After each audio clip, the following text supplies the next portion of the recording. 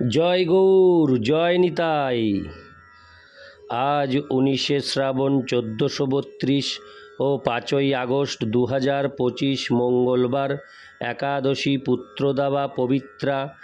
আজ আমি এই একাদশীর দিনে চৈতন্য চরিতামৃত পাঠ করছি। আজ আমি পাঠ করছি চৈতন্য চরিতামৃতের মধ্য লীলা 7ম অধ্যায়, বাসুদেব বিপ্র উদ্ধার এবং মহাপ্রভুর দক্ষিণ ভারত ভ্রমণের শ্লোক 63 থেকে 68। নারায়ণ হে নারায়ণ, ভবভয় হরেণম নারায়ণ। শ্লোক 63। শূদ্র বিষয়ী জ্ঞানে উপেক্ষা না করিবে, আমার বচনে তারে অবশ্য মিলিবে। শ্লোকার্থ: শূদ্র কুলোদ্ভূত এবং বিষয়ী বলে তাকে উপেক্ষা করবেন না। আমার অনুরোধ যেন আপনি অবশ্যই তার সঙ্গে সাক্ষাৎ করেন। তাৎপর্য: বর্ণাশ্রম ধর্মে শূদ্র হচ্ছে চতুর্থ বর্ণ। পরিচর্যাত কর্ম শূদ্রস্যাপি স্বভাবজম। ভগবদ্গীতা 18:44। শূদ্রদের কর্তব্য হচ্ছে 3টি উচ্চ বর্ণ, ব্রাহ্মণ, ক্ষত্রিয় এবং বৈশ্যের সেবা করা। শ্রীরামানন্দ রায় ছিলেন উৎকল দেশীয় করণ জাতি, যা বাংলাদেশের কায়স্থদের পর্যায়ভুক্ত। এই শ্রেণীকে উত্তর ভারতে শূদ্র বলে গণনা করা হয়। কথিত আছে যে বাঙালি কায়স্থরা উত্তর ভারত থেকে বঙ্গভূমিতে আগত এবং তারা ব্রাহ্মণদের সেবায় নিযুক্ত ছিলেন। পরবর্তীকালে তারা বাংলাদেশে কায়স্থে পরিণত হয়। এখন বহু সংকর বর্ণ কায়স্থ নামে পরিচিত হয়েছে। কখনো কখনো বলা হয় যে যার কোনো বিশেষ বর্ণ নেই সেই কায়স্থ বর্ণ। যদিও এই সমস্ত কায়স্থ বা করণদের শূদ্র বলে বিবেচনা করা হয়, তারা কিন্তু অত্যন্ত বুদ্ধিমান এবং উচ্চ শিক্ষিত। তাদের অধিকাংশই উকিল অথবা রাজনীতিবিদ। বাংলাদেশের কায়স্থদের কখনো কখনো ক্ষত্রিয় বলে বিবেচনা করা হয়, কিন্তু উড়িষ্যায় কায়স্থ বা করণদের শূদ্র বলে বিবেচনা করা হয়। শ্রীল রামানন্দ রায় ছিলেন করণ সম্প্রদায়ভুক্ত, তাই তাকে শূদ্র বলে গণনা করা হয়েছিল। উড়িষ্যার রাজা মহারাজ প্রতাপরুদ্রের রাজত্বে তিনি ছিলেন দক্ষিণ ভারতের রাজ্যপাল। তার সম্বন্ধে সার্বভৌম ভট্টাচার্য শ্রী চৈতন্য মহাপ্রভুকে বলেছিলেন যে জাতিতে শূদ্র হলেও তিনি ছিলেন অত্যন্ত উচ্চপদস্থ রাজকর্মচারী। পারমার্থিক উন্নতি সাধনের ব্যাপারে ও রাজনীতির ব্যাপারে শূদ্রেরা সাধারণত অযোগ্য। তাই সার্বভৌম ভট্টাচার্য শ্রী চৈতন্য মহাপ্রভুকে অনুরোধ করেছিলেন রামানন্দ রায়কে যেন তিনি অবহেলা না করেন। লৌকিক দৃষ্টিতে তিনি শূদ্রকুলে জন্মগ্রহণ করলেও বস্তুত তিনি ব্রাহ্মণ অথবা ব্রাহ্মণদেরও গুরু। বৈষ্ণব পরমহংস ছিলেন। স্ত্রী পুত্রাদিতে আসক্ত জড় ইন্দ্রিয় তর্পণরত মানুষদের বিষয়ই বলা হয়।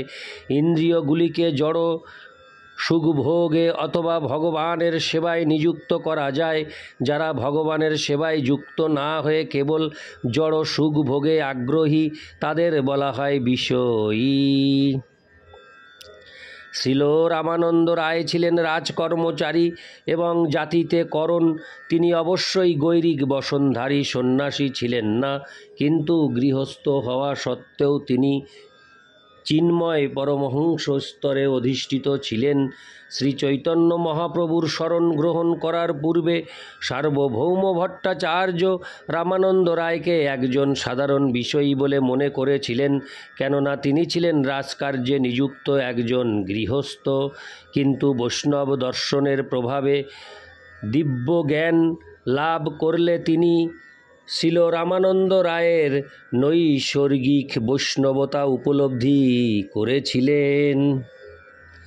তাই তিনি তাকে অধিকারী রসিক ভক্ত বলে বুঝিয়েছিলেন।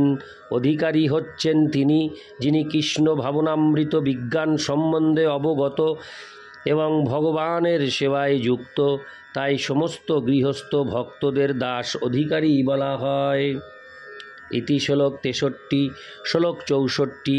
তোমার সঙ্গের যোগ্য তেহ একজন, পৃথিবীতে রসিক ভক্ত নাহি তার সম। তোমার সঙ্গের যোগ্য তেহ একজন, পৃথিবীতে রসিক ভক্ত নাহি তার সম। শ্লোকার্থ।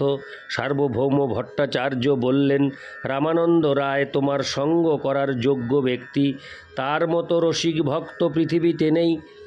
ইতি শ্লোক 64। শ্লোক 65। পাণ্ডিত্য আর ভক্তিরস দুহের তেহ সীমা, সম্ভাষিলে জানিবে তুমি তাহার মহিমা। শ্লোকার্থ। তিনিই হচ্ছেন সবচাইতে বড় পণ্ডিত এবং তার ভগবদ ভক্তি নিঃসন্দেহে সর্বোত্তম। তার সঙ্গে আলোচনা হলে তুমি তার মহিমা জানতে পারবে। ইতি শ্লোক 65। শ্লোক 66। অলৌকিক বাক্য চেষ্টা তার না বুঝিয়া, পরিহাস করিয়াছি তারে বৈষ্ণব বলিয়া। শ্লোকার্থ। তার অলৌকিক কথাবার্তা এবং কার্যকলাপ আমি প্রথমে বুঝতে পারিনি, তাকে বৈষ্ণব বলে আমি পরিহাস করেছি। তাৎপর্য, যিনি বৈষ্ণব নন অথবা ভগবানের ঐকান্তিক ভক্ত নন, তিনি অবশ্যই বিষয়ী হতে বাধ্য। যে বৈষ্ণব শ্রী চৈতন্য মহাপ্রভুর নির্দেশ অনুসারে জীবনযাপন করছেন, তিনি অবশ্যই জড় স্তরে অধিষ্ঠিত নন। চৈতন্য মানে চেতন শক্তি। শ্রী চৈতন্য মহাপ্রভুর সমস্ত কার্যকলাপ সম্পাদিত হয়েছিল চিন্ময় উপলব্ধির স্তরে। তাই যারা চিন্ময় স্তরে অধিষ্ঠিত নন, তারা শ্রী চৈতন্য মহাপ্রভুর কার্যকলাপ বুঝতে পারেন না।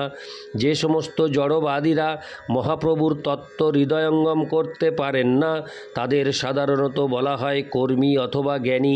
জ্ঞানীরা হচ্ছেন জল্পনা কল্পনা পরায়ণ মনোধর্মী, যারা কেবল ব্রহ্ম বা আত্মাকে জানার চেষ্টা করে। তাদের পন্থা হচ্ছে নেতি নেতি, এটা আত্মা নয়, এটি ব্রহ্ম নয়। জ্ঞানীরা স্থূল বুদ্ধি সম্পন্ন, ইন্দ্রিয় তর্পণে আসক্ত কর্মীদের থেকে একটু উন্নত। বৈষ্ণব হওয়ার পূর্বে সার্বভৌম ভট্টাচার্য ছিলেন জ্ঞানী এবং তাই তিনি সর্বদা বৈষ্ণবদের পরিহাস করতেন। বৈষ্ণবেরা কখনো মনোধর্মী জ্ঞানীদের সঙ্গে একমত হতে পারেন না।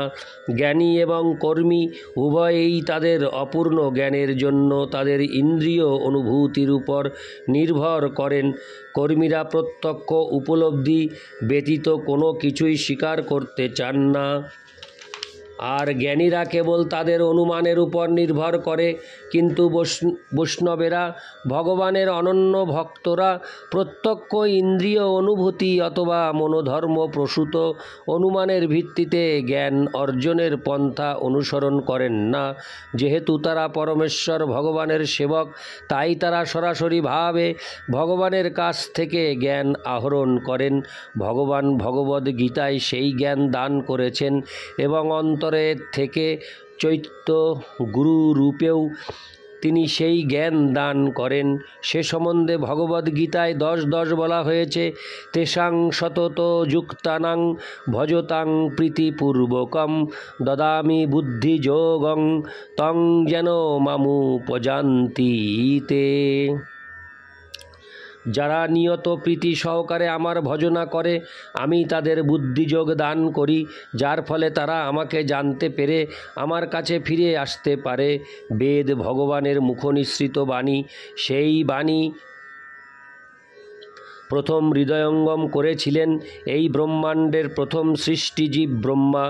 তেনে ব্রহ্মহৃদা য আদিকো বয়ে। পরম্পরার ধারায় কৃষ্ণ থেকে ব্রহ্মায়, ব্রহ্ম থেকে নারদের, নারদ থেকে ব্যাস, তারপর শ্রী চৈতন্য মহাপ্রভু এবং ষড় গোস্বামী। এইভাবে এই জ্ঞান অবিকৃত রূপে প্রবাহিত হচ্ছে।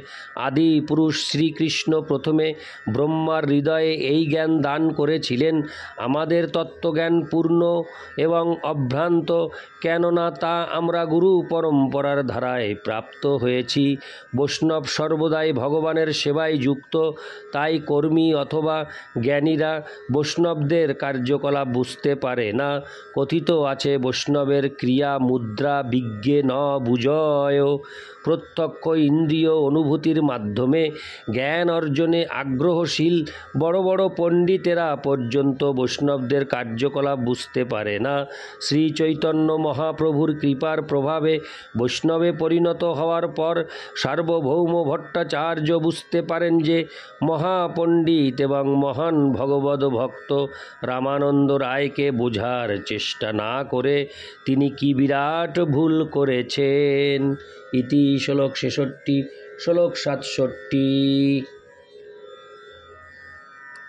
তোমার প্রসাদে এবে জানিনু তার তত্ত্ব, সম্বাসিলে জানিবে তার যেমন মহত্ব। শ্লোকার্থ। সার্বভৌম ভট্টাচার্য বললেন, তোমার কৃপার প্রভাবে আমি এখন রামানন্দ রায়ের মহিমা হৃদয়ঙ্গম করতে পেরেছি। তার সঙ্গে আলোচনা হলে তুমিও তার মহত্ব জানতে পারবে। ইতি শ্লোক 67। শ্লোক 68। অঙ্গীকার করি প্রভু তাহারও বচন, তারে বিদায় দিতে তারে কইল আলিঙ্গন। শ্লোকার্থ। সার্বভৌম ভট্টাচার্যের অনুরোধ স্বীকার করে মহাপ্রভু তাকে আলিঙ্গন করে বিদায় দিলেন। ইতি শ্লোক 68। নারায়ণ হে নারায়ণ, ভবভয় হরে নাম নারায়ণ। জয় গৌর, জয় নিতাই।